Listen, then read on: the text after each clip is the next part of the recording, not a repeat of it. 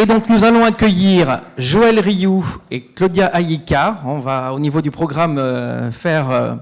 mais Claudia, je t'en prie, tu peux venir sur la chaire. Nous allons démarrer par Joël Rioux, qui vont donc intervenir l'un après l'autre. Puis nous ferons également une séance de questions-réponses à l'issue de leur intervention. Joël. Merci Yann, et puis très impressionné par le niveau des réflexions qui ont été posées jusqu'à présent. Moi j'aurais rajouté, j'interviens quand même sur ta présentation Yann, parce qu'il y a quelque chose qui m'a... Vraiment je l'ai trouvé super, et je trouve que la différence entre l'homme et la machine, en fait, il y a un élément que j'aurais rajouté, c'est de dire que l'homme c'est la vulnérabilité, c'est-à-dire que l'homme il est faillible, homme avec un grand H, alors que l'IA, justement, elle n'est jamais fatiguée, elle n'a jamais de problème personnel, elle n'a jamais faim, elle n'a jamais mal à la tête, donc elle travaille sans arrêt, sans arrêt. Et ça, effectivement, c'est un élément très fort de différence entre la machine et l'homme. Alors moi, je viens vous présenter le fruit, finalement, d'une application de l'IA dans le travail social. Donc pas du tout avec une réflexion, disons, au niveau de mes prédécesseurs, mais vraiment avec une expérience terrain. Et je vais vous préciser, comme cela se dit dans pas mal d'endroits, d'où je parle, pour que vous compreniez pourquoi peut-être ce que je vais dire va vous surprendre, ou en tout cas je vais utiliser un discours que vous n'avez peut-être pas l'habitude d'entendre. Alors, et je précise, suite au conseil de mes interlocuteurs précédents, que ces documents ont été faits avec l'IA. Alors, qui sommes-nous, Responsages, et d'où parlons-nous? Responsages, c'est une PME, c'est un service social interentreprise qui est basé à Paris et qui travaille sur toute la France. Nous sommes une trentaine de salariés, dont la moitié d'assistants sociaux du travail, et nous faisons un chiffre d'affaires d'à peu près 3 millions chaque année. Donc déjà, nous sommes une société privée qui a besoin de faire un résultat positif pour exister l'année suivante et pour payer ses salariés. Deuxièmement, qui sont les clients, c'est-à-dire les gens qui nous payent? Ce sont les entreprises du CAC 40, du SBF 120, c'est-à-dire pour la plupart de très grandes entreprises. Parfois, ce sont des entreprises publiques, plus rarement, et parfois, nous travaillons aussi avec des entreprises adaptées. La particularité du service, c'est que nous travaillons à 90% l'accompagnement de ce que vous appelez les usagers, que nous appelons les bénéficiaires. 90% de notre travail est fait en distanciel. Alors, c'est déjà un élément important, si vous voulez, de compréhension de la manière dont nous travaillons, qui d'ailleurs, quand nous sommes orientés vers le travail social, il y a de cela maintenant un peu plus de 6 ans, en 2019, eh bien, ça nous a valu de nous faire traiter de gens qui ne faisaient pas du social, en fait, jusqu'au moment du Covid, et ensuite, où on s'est aperçu que le travail à distance pouvait quand même avoir aussi son efficacité, et en tout cas, apporter des réponses satisfaisantes aux bénéficiaires qui nous appelaient. Moi-même, je viens d'un univers qui n'est absolument pas l'univers du travail social, puisque je suis un ex-officier dans l'armée de terre. J'ai travaillé ensuite comme consultant puis cadre dans l'industrie, et ensuite je suis entrepreneur depuis 25 ans. Donc voilà, ça vous pose le cadre, mais c'est un cadre qui est ce qu'il est, mais qui va expliquer aussi la manière dont peut-être je vais vous présenter les choses. Alors, avant de vous présenter la slide suivante, j'en ai que 3 en tout, hein, ça ne va pas durer des heures, je voudrais dire que si vous voulez, nous, l'IA, on l'a utilisé dans une optique qui est la suivante. On part du principe, puisqu'on accompagne les salariés dans les entreprises, que l'on est confronté, comme tout le secteur du travail social, à un double phénomène. D'une part, une raréfaction des moyens, un épuisement des professionnels, enfin, c'est une charge de travail qui explose. Deuxième tendance, les besoins explosent parce que les gens sont de plus en plus vulnérables, seuls, et à gérer multi-problèmes. Donc ça, c'est le cadre dans lequel nous avons posé notre réflexion sur l'IA. Et l'IA, nous y avons réfléchi comme un outil pour essayer de décharger nos travailleurs sociaux d'une quantité de travail qui devenait phénoménale. Alors je vais vous montrer un schéma maintenant qui vous explique comment j'ai essayé de vous modéliser ce que nous faisons, et je vais vous expliquer où l'IA intervient au quotidien dans le travail de nos salariés. Vous avez ici décomposé en 7 étapes qui sont tout à fait discutables, mais qui sont une manière de synthétiser notre travail quotidien, les différentes étapes pour l'accompagnement d'un usager, d'un bénéficiaire. Alors la dernière étape, le suivi accompagnement, il est sans limite parce que tout dépend de la situation que nous avons à accompagner. Il y a une première étape qui est un entretien d'évaluation et comme vous l'avez compris, très souvent à distance. Une deuxième étape, parce que nous avons une culture de l'écrit extrêmement forte, c'est la retranscription et les synthèses de l'entretien, ce qui est un travail intellectuellement, humainement, extrêmement compliqué. Nous avons aussi, alors ça c'est un peu bizarre pour vous peut-être, le choix des mots-clés. Pendant 5 ans, nous avons constitué un référentiel, ce qu'on appelle une nomenclature, pour essayer de classifier toute l'intelligence collective que nous avons avec nos travailleurs sociaux, pour essayer de catégoriser le type de problématiques auxquelles nous devons faire face. Donc, nous avons des mots-clés qui permettent de choisir, c'est à la main du travailleur social, des paragraphes qui permettent de constituer des réponses écrites. Pourquoi est-ce qu'on a fait ça? Pour 2 raisons. La première, ces mots-clés nous servent à collecter une data anonymisée, c'est-à-dire face à la problématique que l'on observe, quelles réponses nous apportons. Et la deuxième chose, c'est simplifier l'aspect rédactionnel de ce qui est apporté aux bénéficiaires, à l'usager. Alors ça a été réfléchi avant l'IA, donc c'est peut-être un tout petit peu archaïque, mais en tout cas, ça marche extrêmement bien. Ensuite, nous avons la rédaction d'un plan d'action qui systématise la relation avec l'usager, qui permet d'avoir un document opposable pour l'un comme pour l'autre, pour le professionnel comme l'usager. Enfin, il y a une relecture en interne, et puis un envoi, et derrière, l'accompagnement. Alors, je vous ai mis des temps qui sont ce qu'ils sont, mais disons que sur une année complète, on accompagne environ 5000 salariés uniques par an, et pour à peu près 9000 situations. Disons que ce chemin-là, ce cycle de traitement, dure à peu près 2 heures. Or, le suivi. En quoi l'IA est un outil accompagnateur pour nos salariés?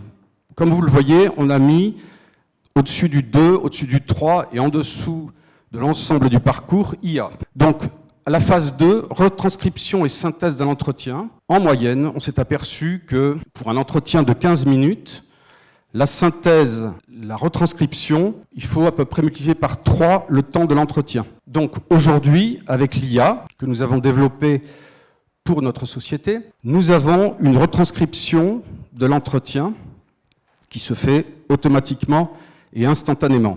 Alors pourquoi est-ce qu'on a l'entretien? Parce que, avant que la personne nous contacte, vous avez une sorte de message vocal qui dit « Si jamais vous ne souhaitez pas être enregistré, dites-le nous, et vous ne le serez pas. Si ça ne vous pose pas de problème, vous serez enregistré à des fins professionnelles. » Et donc l'entretien est synthétisé, anonymisé, et ensuite mis dans un logiciel qui nous permet d'avoir le suivi de l'accompagnement de la personne. Donc comprenez bien, ça veut dire on passe de 40-45 minutes à entre 0 et 5 minutes en fonction de la qualité de la retranscription.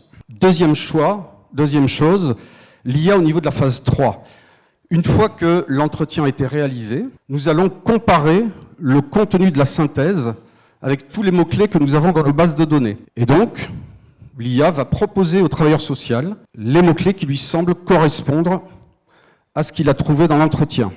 Charge au travailleur social ensuite de dire ça correspond à ce qui s'est passé, à la réponse que je souhaite apporter, ou ça ne correspond pas. Donc vous voyez, il y a toujours une étape humaine de validation de ce qui se passe. Il n'y a rien qui se fait par magie, c'est-à-dire qu'on ne va pas dire on fait la retranscription, on choisit les mots-clés, on envoie la réponse. Non, il faut le passage par l'intervention humaine. Et enfin, troisième point, alors qui n'est pas le moindre, et moi je l'avais pas vu comme ça au départ, c'était une demande de nos assistants sociaux, qui était de dire ce dont on a besoin, c'est d'un outil qui nous permette de faire une synthèse de dossier. On a 3 logiciels, et quand quelqu'un nous appelle pour dire voilà, ou quand nous avons une AS absente, et qu'il faut en urgence prendre en charge l'accompagnement d'une personne, il est extrêmement complexe, avec tous les outils qu'il y a, toutes les informations, les datas, tout ce que vous voulez, pour quelqu'un qui débarque, de comprendre la situation et de voir ce qui se passe. Or, nous avons développé un outil qui permet d'avoir une synthèse de l'ensemble de l'accompagnement, quelle que soit la durée, et qui donne en moyenne à peu près 90%, entre 90 et 95% des informations nécessaires à la compréhension du dossier. Or ça a été un élément que moi je n'avais pas du tout vu, donc évidemment ça apporte une facilité de travail aux professionnels considérable, parce que autant vous dire que quand on doit reprendre un dossier sur lequel on ne connaît rien, et je vous apprends rien en disant ça, eh bien il y a quand même une espèce de moments de grande solitude, en se disant il va falloir tout regarder, essayer de comprendre, etc.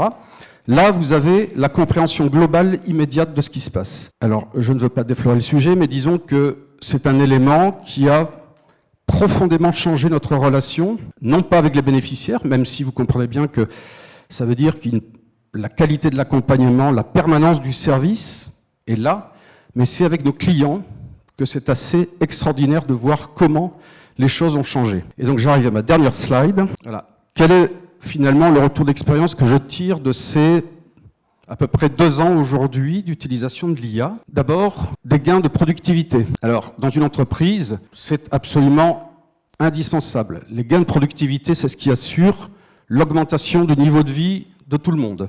S'il n'y a pas de gain de productivité, l'entreprise, à terme, disparaît. Concernant le premier point, le dernier point que je viens d'évoquer, les synthèses d'accompagnement, on est passé d'un temps moyen pour constituer une compréhension du dossier de 4 heures. Initialement, il fallait 4 heures à un travailleur social chez nous pour faire la synthèse d'un dossier qu'il ne connaissait pas. Aujourd'hui, il faut environ une demi-heure, puisque la synthèse sort automatiquement et que derrière, une relecture, une recherche permet d'étayer la compréhension du dossier. Mais vous comprenez que de 4 heures à une demi-heure, c'est monstrueux. Et ça veut dire qu'aujourd'hui, nous avons une relation quand même particulière avec nos clients qui, quand ils nous adressent des personnes en disant « voilà, vous accompagnez quelqu'un qu'on vous a adressé il y a maintenant 1 an, et on voit que pour X raisons, il y a telle ou telle situation, dites-nous ce qui s'est passé, en tout cas en termes d'environnement global, et est-ce que le salarié, avec son accord, est aujourd'hui accompagné de manière correcte? Quelles sont les solutions qui restent à votre disposition pour avancer sur l'accompagnement? Inversement, en interne, comme je vous l'ai expliqué, le fait de savoir que quand quelqu'un est absent chez nos travailleurs sociaux, en vacances, ou pour toute autre raison, eh bien que quelqu'un pourra prendre le relais, quelle que soit la personne qui nous contacte, c'est aussi un élément extrêmement structurant pour nous. Les synthèses d'entretien, alors là pour le coup on est passé en moyenne de 45 minutes à pratiquement 0. Et ensuite la question du choix des mots-clés, eh bien là on s'est aperçu que le choix des mots-clés, d'ailleurs un peu comme la synthèse des entretiens, dépend beaucoup de la qualité et de la manière dont l'entretien a été mené. C'est-à-dire que si la reformulation est correctement faite, eh bien vous avez des synthèses d'entretien qui sont excellentes. Si la reformulation n'est pas correctement faite, ou si, pour X raison, l'entretien est mené de manière un peu chaotique, eh bien, l'IA ne se substituera pas à la manière dont le professionnel a géré son entretien. Résultat et nouveaux services. Nous avons aujourd'hui, effectivement, la traçabilité de tous nos échanges et accompagnements, ce qui veut dire que quand quelqu'un nous interpelle pour dire « cet accompagnement n'a pas été bien fait, votre AS n'a pas bien travaillé », etc., etc. En fait, nous avons la capacité à avoir des documents opposables tout le temps et sur tout sujet. Il se peut parfois qu'il y ait des choses qui n'aient pas été bien faites. Normal, personne n'est infaillible. En revanche, la mauvaise foi, ou les gens qui vont dire « vous faites ceci comme ça, vous êtes ceci, vous m'avez mal parlé, machin, etc. » On a tout ce qu'il faut pour dire « voilà objectivement les choses ». Et comme les gens sont dans le ressenti, dans « j'explique », mais qui n'ont pas de preuves à apporter, si vous voulez, ça permet tout de suite d'apaiser le débat. Deuxièmement, alors peut-être un élément dont on n'a pas parlé jusqu'à présent, nous sommes prêts à affronter la vague IA utilisateur. Qu'est-ce que ça veut dire? Ça veut dire que de plus en plus, comme lorsqu'on va chez le médecin, eh bien nous sommes confrontés à des gens qui vont nous contacter sur tel ou tel sujet, et ils ont déjà obtenu des réponses par l'IA. Et alors là, croyez-moi, ça change aussi la posture du travailleur social, parce que la personne arrive avec une checklist en disant « voilà ce que j'ai, voilà ce que je demande », mais on n'est pas au supermarché. Et c'est exactement la même chose chez les médecins. Les gens vont chez le médecin en disant, de plus en plus les jeunes d'ailleurs, en disant « voilà ce que j'ai, mes symptômes, et voilà la réponse ».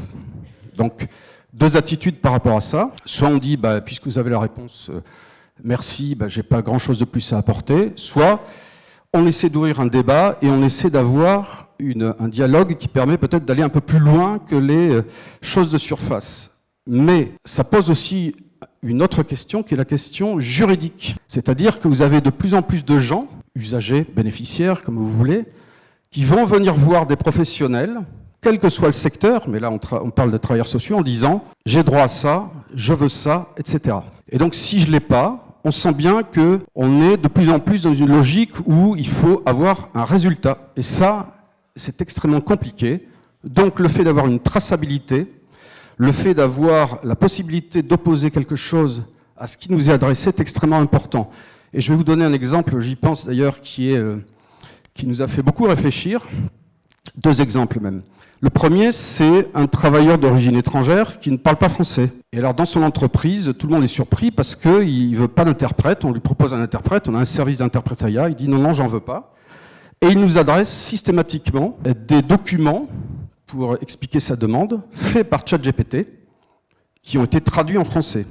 Le problème, c'est que ce sont des documents qui sont à la limite d'une mise en demeure, presque un document juridique. Donc autant vous dire que le travailleur social qui reçoit un document comme ça, la première chose à laquelle il pense, c'est « je me borde et je suis capable de répondre à son niveau ».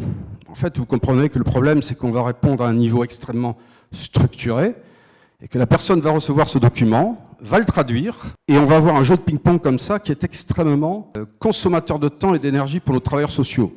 Je n'ai pas forcément de réponse sur ce qu'il faut faire.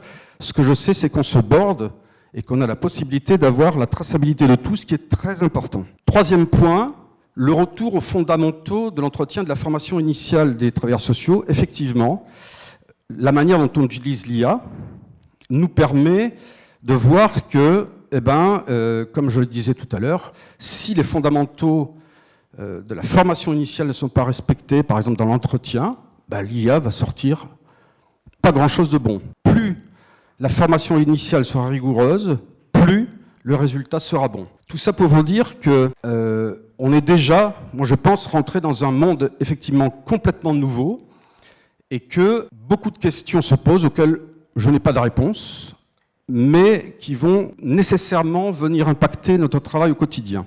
Alors, question étape suivante, et j'en termine là. J'ai pas encore vu les panneaux du temps, donc c'est bien. Ah, 1 minute. Alors, que faire du temps gagné ? Alors ça, c'est la vraie question. C'est la question de la productivité. Si on est capable de faire, vous comprenez qu'on gagne en fait énormément de temps.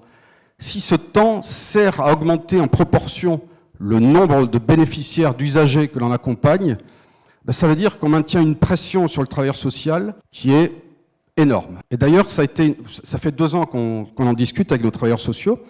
La première interrogation qu'ils ont eue, c'était de nous dire si vous faites ça, en fait, vous allez nous griller notre cerveau. Et ils ont parfaitement raison. Parce que ça veut dire qu'on va multiplier quelque part quand même une charge mentale et l'obligation de toujours aller plus loin. Donc, première chose, le temps gagné ne peut pas servir exclusivement à augmenter le nombre de dossiers traités. Deuxièmement, quel changement l'IA apporte ou va apporter dans la posture professionnelle ? Et puis, quelles formations seront nécessaires pour s'adapter ? Alors là, j'ai aucune réponse à vous apporter. Nous sommes en train de faire l'étude. On le fait de manière anonymisée avec nos travailleurs sociaux pour dire, voilà, comment utilisez-vous ça au quotidien ? De quoi avez-vous besoin finalement aujourd'hui ? Parce que c'est vrai qu'il y a des demandes nouvelles qui émergent du point de vue de la formation. Quels sont les prochains projets technologiques que nous avons ? En fait, on en a un qui arrive très vite, et c'est un projet qui vise à utiliser l'IA pour aller chercher sur toutes les bases de données de l'État qui sont ouvertes, alors pas les bases de données personnelles, mais les bases de données de référence, de documents, de textes, de règlements, de CERFA, etc.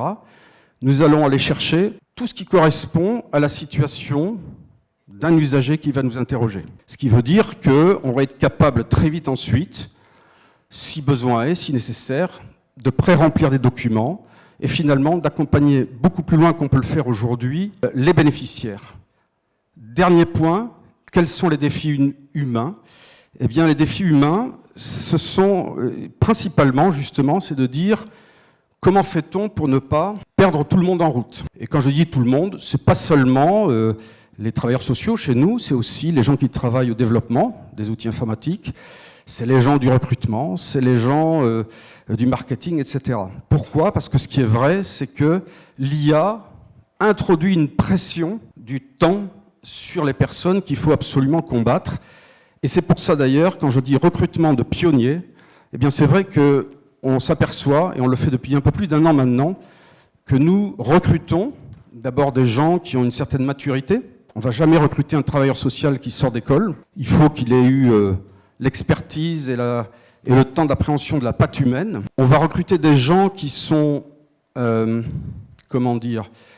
avec un esprit un petit peu d'audace, des gens qui aiment prendre des risques, parce que venir chez nous, ça peut être déstabilisant. Et troisièmement, en tout cas dans les profils de travailleurs sociaux, on recrute quasi exclusivement, on a des gens partout en France, mais on recrute quasi exclusivement des travailleurs sociaux qui viennent chez nous parce qu'ils disent « on veut donner une dernière chance à notre métier et donc on vient chez vous ».